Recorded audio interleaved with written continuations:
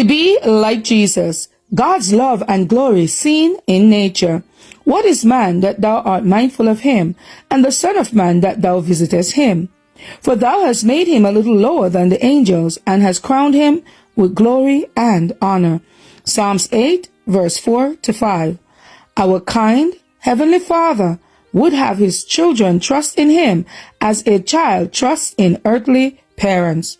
But we too often see poor, feeble mortals loading themselves down with cares and perplexity that God never intended them to bear.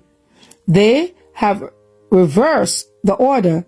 They are seeking the world first and making the kingdom of heaven secondary.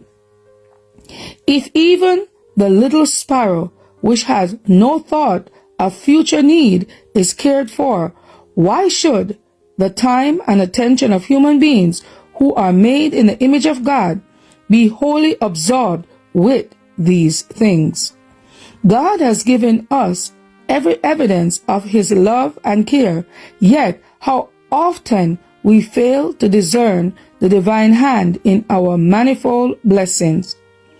Every faculty of our being, every breath we draw, every comfort we enjoy comes from him.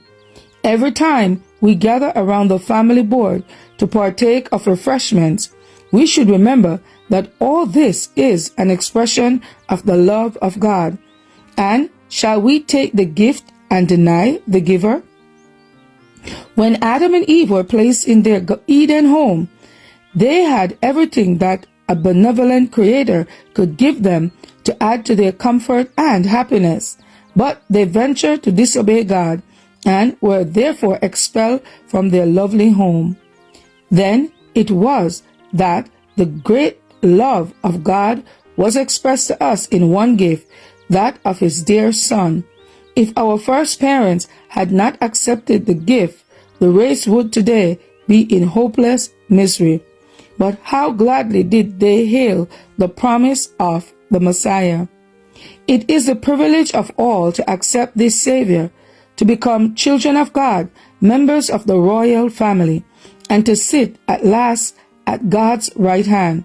What love, what marvelous love is this! John calls upon us to behold it. Behold what manner of love the Father has bestowed upon us, that we should be called the sons of God. Notwithstanding, the curse was pronounced upon the earth, that it should bring forth thorns and thistles. There is a flower upon the thistle.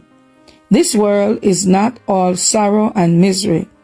God's great book of nature is open for us to study, and from it we are to gain more exalted ideas of his greatness and excelled love and glory. To be like Jesus, August 10th. As for me and my house, we will serve the Lord. Thank you all for listening, and please join us once again tomorrow for your daily devotional reading. God bless.